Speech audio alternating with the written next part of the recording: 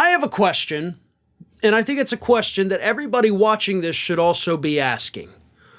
Why are we, as American taxpayers, paying the salary for a guy acting as a fill-in host on the conservative Newsmax network? Because we are. Now, we're not paying his Newsmax salary, of course, absolutely not. That would be a bit ridiculous. But we're paying him as a United States representative. That man, of course, is Matt Gaetz. Because last Friday and this past Monday, Matt Gaetz filled in for Newsmax host Greg Kelly in the 10 p.m. slot. So, sitting member of Congress filling in on a cable news political talk show.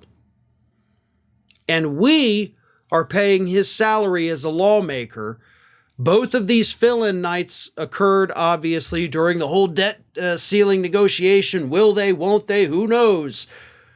But rather than focusing on that, like all the rest of the lawmakers, Matt Gaetz had to go out there and prep for his appearance. Had to get ready for the big show, had to get ready for his cable news tryouts, we should call it. And he did it on our dime. Now again, we're not paying for him to be on Newsmax. I hope Newsmax didn't pay him to be on Newsmax. But I have been in the media business for nearly 20 years now. I have seen people prep for cable news programs. I have seen people prep for cable news fill-ins. I have had to book shows for fill-in hosts on cable news. I know what I'm talking about probably better than most people you could talk to. It's not just a couple quick hours. It's an all-day process. All day, every day.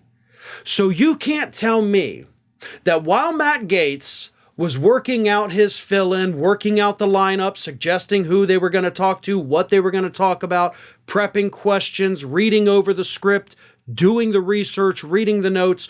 You can't tell me that none of that happened while he was technically on the clock as a member of the House of Representatives. I'll do you one better. I want to know if any government equipment, government-issued computers, laptops, cell phones, if any of that was used for Matt Gaetz to make his arrangements to be a fill-in host on Newsmax. Now, I'm not saying those things are illegal. But I'm saying, not just as a taxpayer that pays his salary, but as one of his friggin' constituents, I'm pissed off about this.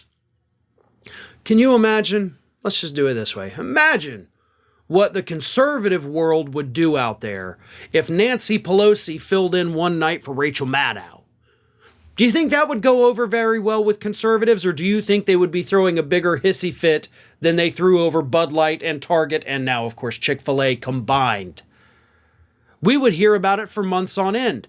They would accuse Pelosi of abusing her power, of engaging in unethical behavior, of using government resources to prep for her fill-in night on MSNBC. Yet this little Matt Gaetz thing right here, not even a blip on anybody's radar. In fact, the only story I found about it was from Mediaite, and all they talked about was how Matt Gaetz's ratings on Friday actually beat CNN's in that hour. Oh, the ratings were still pretty crappy at 282,000 total viewers. That's it. I mean, if I have a day of only 282,000 total viewers, I consider that a failure of a day, but, you know, whatever, to each their own. Either way, I do this for a living.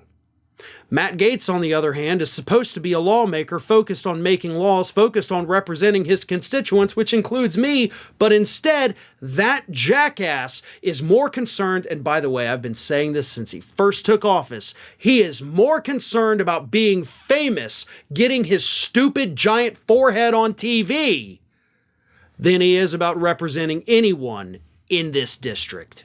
Ring of Fire has fresh content 7 days a week, so if you want to be reminded about it, don't forget to subscribe to the channel, hit the little bell to be notified every time a new video goes up.